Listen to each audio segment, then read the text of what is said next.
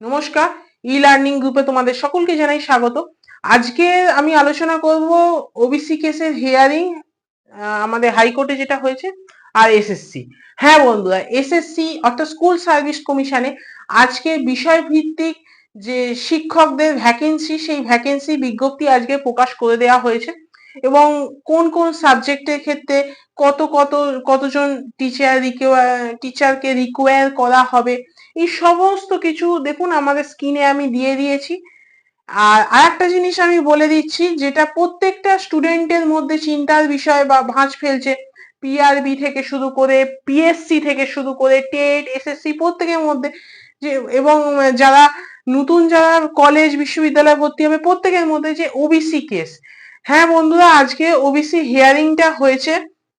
আমরা প্রত্যেকেই দেখেছি দুপুর 2টো থেকে স্টার্ট হয়েছে জাস্টিস মানভা এবং জাস্টিস চক্রবর্তী বেঞ্চে। এবং আমরা দেখেছি যে এই যে ওবিসি যে সার্ভেটা, এই সার্ভেটা নিয়ে জাস্টিস মানভা এবং তপব্রত চক্রবর্তী স্যার এরা কেউ কিন্তু এই হিয়ারিং এর মানে এই যে সার্ভে নিয়ে কেউই সন্তুষ্ট নয়। এবং আমরা দেখেছি আজকে বেশিক্ষণ মানে 2 ঘন্টা মতন, হয়তো মোস্ট প্রবাবলি প্রায় 2 ঘন্টা মতন হিয়ারিং হয়েছে এবং পরে বোধহয় অন্য কেস শোনার জন্য এইটা হিয়ারিং বন্ধ হয়েছে। এবং আগামীকাল অর্থাৎ মঙ্গলবার মানে 17 তারিখ দুপুর দুটোতে হিয়ারিংটা আবার হবে এবং আশা করা যায় ফাইনাল কিছু একটা জাজমেন্টের বা ফাইনাল কিছু একটা রায়ের দিকে কিছুটা হলেও কিছু সুস্পষ্ট একটা মানে কি বলবো আসতে পারে। কারণ আমরা দেখেছি আমাদের যে দুই জাজ ছিলেন জাস্টিস মানভা এবং চক্রবর্তী স্যার, এনারা কিন্তু এই যে সার্ভেটা হয়েছে এবং সার্ভেতে দেখানো হয়েছে কি এর আগে যেটা হাইকোর্ট থেকে যেই কাস্টগুলো, যে সাব কাস্টগুলো ওবিসিতে বাদ দিয়ে দেওয়া হয়েছিল, সেই সাব কাস্টকেই মানে এই সার্ভের নামে এদেরকেই আবার ইনক্লুড করা হয়েছে। এবার আমরা যদি দেখি ইনক্লুডটা করা হয়েছে এত পশ্চিমবঙ্গে প্রায়, আমি যদি খুব ভুল না করি, বোধহয় 10 কোটির মতন জনসংখ্যা।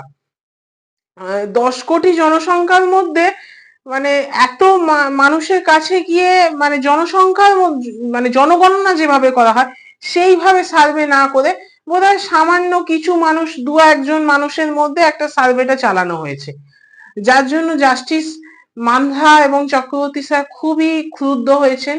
এবং আমরা দেখতে পারবো, আশা করা যায় এই সার্ভে এর ওপর অনেক কিছুই তো নির্ভর করছে, তোমরা প্রত্যেকেই জানো, যেটা আমি আমার এর আগের ভিডিওতে বলেছিলাম। যদিও আজকে আমি খুব শর্ট সময়ের মধ্যেই জানতে পেরেছি আজকের হিয়ারিংটা, জানার পর হয়তো আমি তোমাদের আপডেট দিয়ে উঠতে পারিনি, কিন্তু আমি সেই জিনিসটার উপর লক্ষ্য রেখেছি বলেই তোমাদের জন্য এই ভিডিওটা আমি আনতে পেরেছি। এবার আমরা আশা করতে পারি হয়তোবা কালকের এই সার্ভে রিলেটেড কিছু একটা জিনিস স্যারেরা আলোচনা করতে পারেন জাস্টিস মানদা এবং চক্রবর্তী। তা আমরা সেইটার দিকেই লক্ষ্য রাখবো এবং কি বলেন সেইটার উপর ভিত্তি করে আমি তোমাদের নেক্সট আপডেটটাও দিয়ে দেবো।